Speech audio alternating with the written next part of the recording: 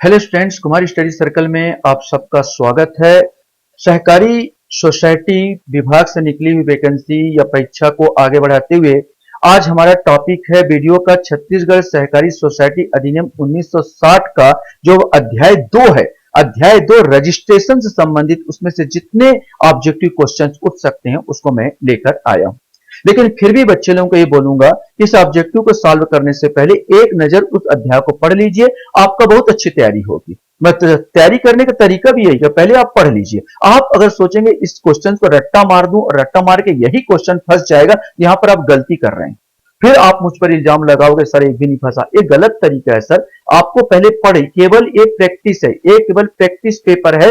आप एक बार पढ़ लीजिए, मैं उसमें से ऑब्जेक्टिव यहां पर दे रहा हूं। आप जब टिक लगाएंगे, यकीन मानिए आपकी बेहतरीन तैयारी हो जाएगी। मैं यहां पर केवल तैयारी कराने की कोशिश कर रहा हूं, इससे अलग हटके हो सकता है इस ऐसे ही क्वेश्चन पूछ दे तो अच्छी बात है, लेकिन इससे अलग हटके भी क्वेश्चन आ सकता है। लेकिन आपकी तैयारी करवाने के लिए यह प्रैक्टिस है, बार बार बोला प्रैक्टिस, यहां पर पेपर है। इसको रट्टा मार के जाने की कोशिश ना करे तो ज्यादा बेटर होगा।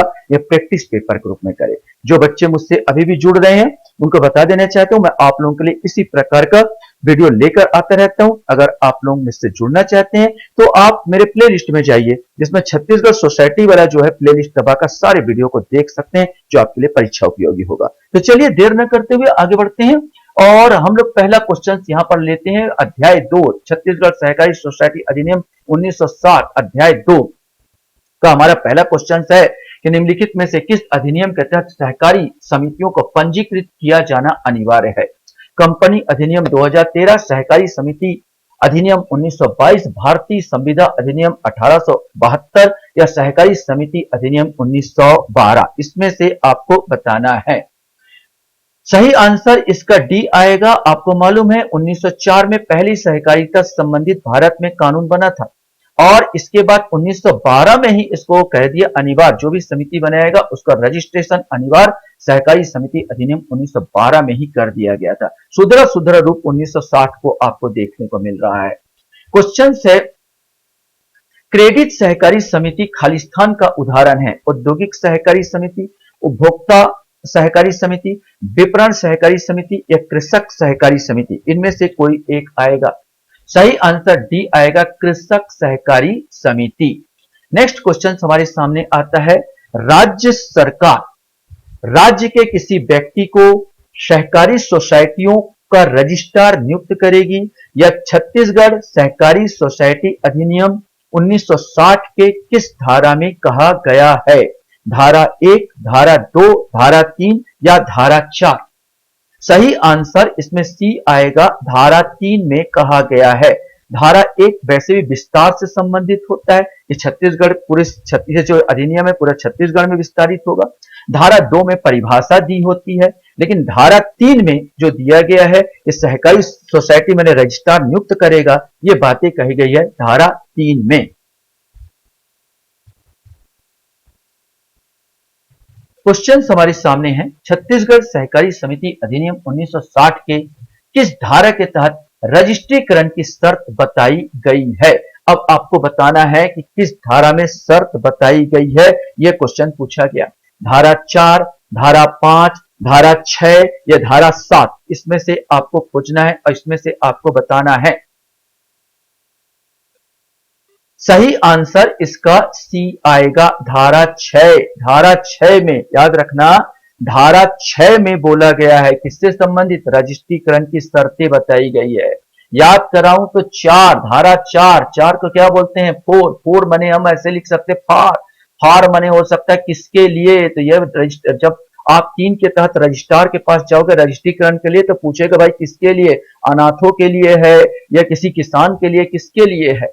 धारा 5 की बात किया जाए तो मैं कहता हूं 5, मैं ऐसे याद करवाया था आपको, याद FIVE 5 माने हाई फाई दो ठो परिसीमित है या अपरिसीमित, इसमें बंटवारा है।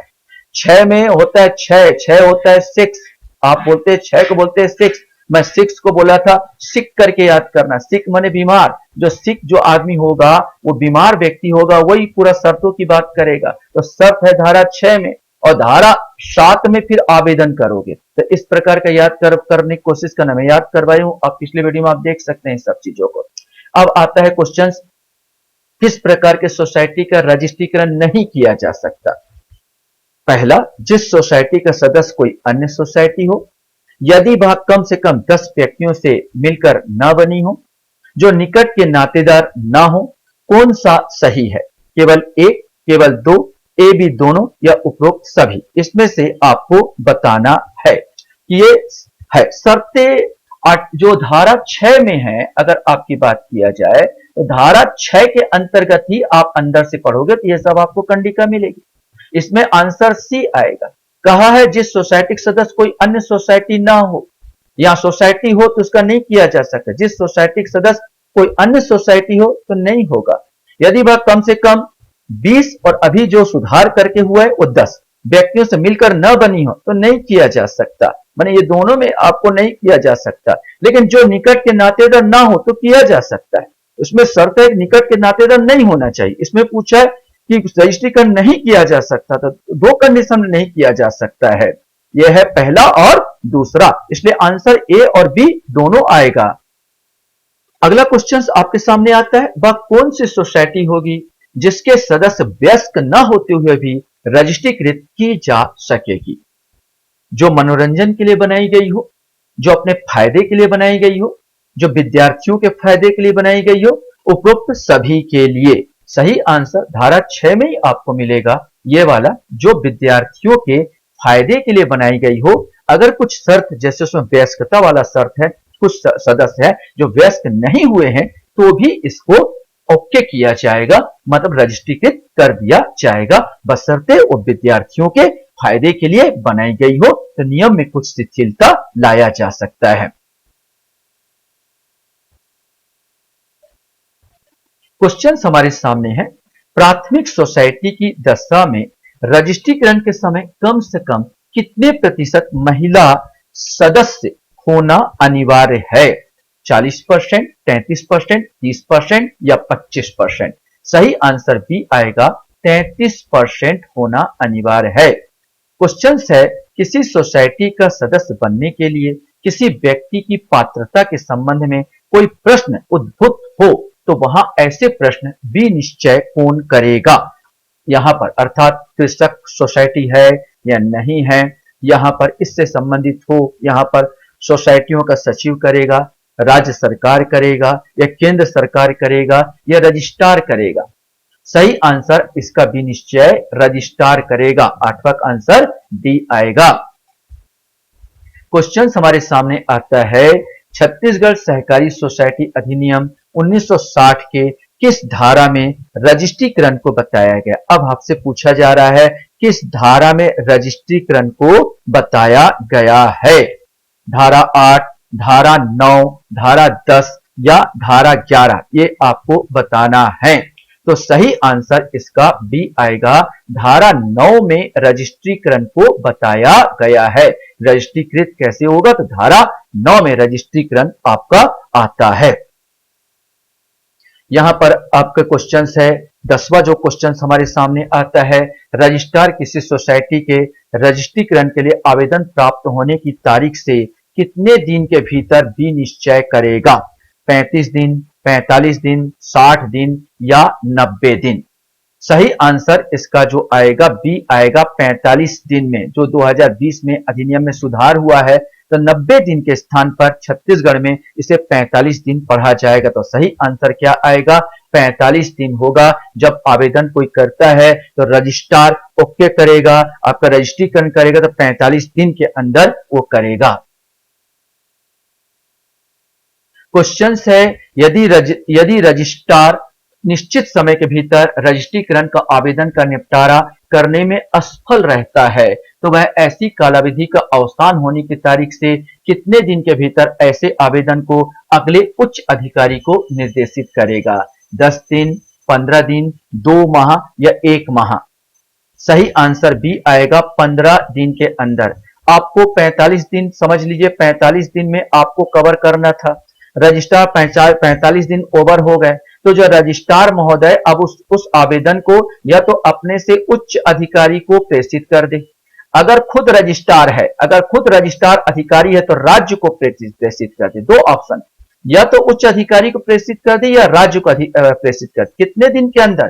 तो आपको समय दिया गया 15 दिन के अंदर। अब इन अधिकारियों लोगों को बोला गया है कि भाई 2 माह के अंदर आप निर्णय कर दो कि उसको ओके करना है या नहीं करना है। अगर 2 महीने तक आपने ओके नहीं किया तो वो रजिस्ट्रीकृत मान ली जाएगी कि वो हो गया है रजिस्ट्रीकरण। यहां पर ये इसका प्रावधान दिया गया है। धारा 9 में रजिस्ट्रीकरण का प्रावधान इस प्रकार दिया गया है। क्वेश्चन हमारे सामने यहां पर आता है, सोसाइटी का वर्गीकरण कौन सी धारा में किया गया है? ये आपको बताना है। धारा 10, धारा 12, धारा 15 या धारा 16? सही आंसर इसमें ए आएगा। धारा 10 में सोसाइटियों का वर्गीकरण किया गया है, वर्गीकृत किया गया है। सोसाइटियों की कितने प्रकार में वर्गीकृत किया गया? 10, 12, 13 या 15? सही आंसर इसमें 13 प्रकार में वर्गीकृत किया गया। वैसे बता दूं, जो धारा 1960 वाला धारा था उसमें 12 प्रकार बताए गए थे, लेकिन जो संशोधन हुआ 2020 में, जो छत्तीसगढ़ ने संशोधन किया, उसमें एक और जोड़ दिया। इस प्रकार टोटल वर्तमान में कितनी है? 13 भागों में वर्गीकृत किया गया। इन 13 को और 3 भागों में सब समेट के शीर्ष सोसाइटी, केंद्रीय सोसाइटी, ऐसे करके 3 भाग में और इन लोग डिवाइड किए हैं। इस चीज को दिमाग में रखना।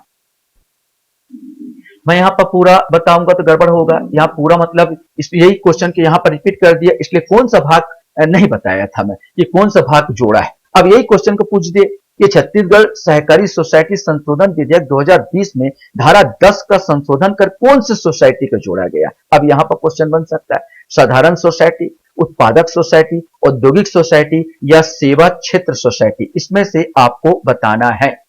सही आंसर जो है इसमें डी आएगा, सेवा क्षेत्र सोसाइटी। ये सेवा क्षेत्र सोसाइटी को ही नया जोड़ा है। इस प्रकार अब वर्तमान 12 से 13 हो गई है यहां पर।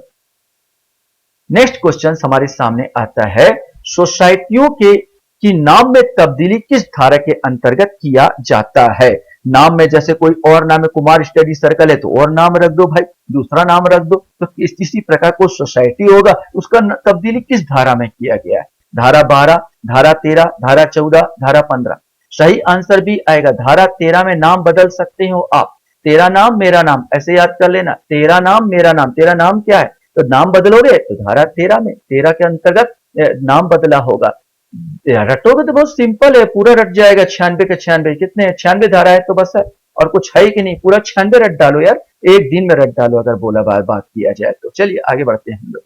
हमारे सामने क्वेश्चन है, किस सोसाइटी के रजिस्ट्रीकृत हो जाने की तारीख से कितने दिनों के अंदर रजिस्ट्रार रजिस्ट्रीकरण प्रमाण पत्र जारी करेगा? माने किसी सोसाइटी के रजिस्ट्रीकृत हो गया है आपका, तो कितने दिन के अंतर्गत आपको प्रमाण पत्र दिया जाएगा?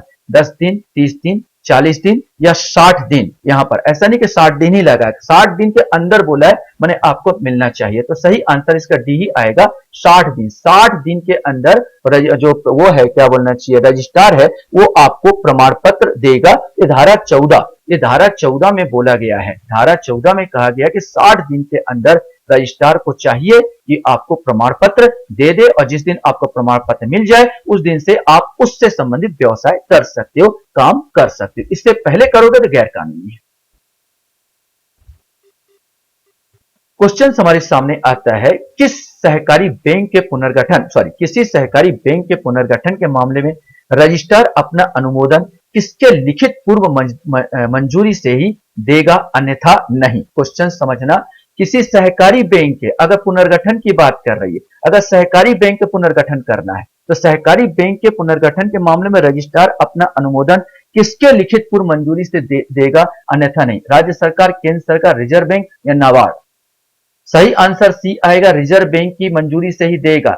अन्य अगर सोसाइटी का पुनर्गठन करना है तो रजिस्ट्रार स्वयं कर देगा। कोई अन्य सहकारी सोसाइटी हो, कृषक सहकारी सोसाइटी हो, उपभोक्ता सहकारी सोसाइटी हो, तो खुद कर देगा। लेकिन सहकारी बैंक से संबंधित काम हो तो उसको मंजूरी लेनी पड़ेगी, किसका? आरबीआई की मंजूरी लेनी पड़ेगी। तो ये दिमाग में बैठाना। और ये कौन कहता है? धारा 16 में ये जो उक्ति दी गई है, ये कंडिका जोड़ेगा, धारा 16 में बोला गया है। क्वेश्चन हमारे सामने यहां पर आता है, रजिस्ट्रीकरण रद्द किया जाना किस धारा में बताया गया है? धारा 17, धारा 18, धारा 19 या धारा 20? सही आंसर इसका बी आएगा धारा 18 में। वैसे भी रजिस्ट्रीकरण शुरुआत धारा 3 से 18 के बीच है, तो 3 से रजिस्ट्रार का अगर जिक्र है तो 18 में रद्द करने का जिक्र है। 18 और 18 का 2 बनाया गया है, तो 3 में अगर रजिस्ट्रार के बारे में वर्णन किया गया है तो 18 में उसको रद्द करने की बात किया गया, तो आराम से आपको दिमाग में आएगा 3 छंग 18। यहाँ पर 18 बस याद करना चाहिए, धारा रजिस्ट्रीकरण का रद्द किया जाना 18 में बात करता है, धारा 18 की बात करता है। क्वेश्चन सवाल है यहां पर, रजिस्ट्रार किसी सोसाइटी का रजिस्ट्रेशन निम्न में से किस परिस्थिति में समाप्त घोषित कर सकता है? पहला कंडीशन है जहां सोसाइटी कार्य पूर्ण हो चुका हो। दूसरा है जिन प्रयोजन के लिए सोसाइटी रजिस्ट्रीकृत की गई है उनकी पूर्ति नहीं हो रही है। और तीसरा जहां सोसाइटी बहुत पुराना हो गया हो। केवल एक, केवल दो, तीन, केवल एक, दो या उपरोक्त सभी, यहां पर आपको बताना है। सही आंसर सी आएगा, केवल एक, दो। जहां सोसाइटी कार्य पूर्ण हो चुका है तो रद्द हो जाएगा, कोई आपका काम खत्म। और आपका जो काम दिया गया वो भी आप पूर्ति नहीं कर रहे समय पर, तो भी आपको रद्द किया जा सकता है। लेकिन पुराना हो गया से कोई मतलब नहीं, पुराना है तो रद्द कर दिया जाए। तो ये 2 कंडीशन जरूर है जहां सोसाइटी कार्य पूर्ण हो चुका है और जिन प्रयोजनों के लिए सोसाइटी रजिस्ट्रीकृत की गई है उनकी पूर्ति नहीं हो रही है। लास्ट क्वेश्चन आपके सामने यहां पर आता है कि वह सोसाइटी जिसकी अंश पूंजी का काम लगा, यहां पर सरकारी अंश पूंजी को अपवर्जित करते हुए कम से कम 50% सोसाइटी द्वारा धारित हो कहलाती है। ध्यान से सुनना, वह सोसाइटी जिसकी अंश पूंजी का सरकारी अंश पूंजी को अपवर्जित करते हुए, मैंने सरकारी पूंजी को हटा दो, इसके बाद भी आपका 50% होना चाहिए, तो वह कौन सी सोसाइटी कहलाएगी? केंद्रीय सोसाइटी, संघीय सोसाइटी, उपभोक्ता सोसाइटी या विपणन सोसाइटी, इसमें से आपको बताना है। सही आंसर बी आएगा, संघीय सोसाइटी। याद रखना वो क्या कहलाएगी? संघीय सोसाइटी कहलाएगी।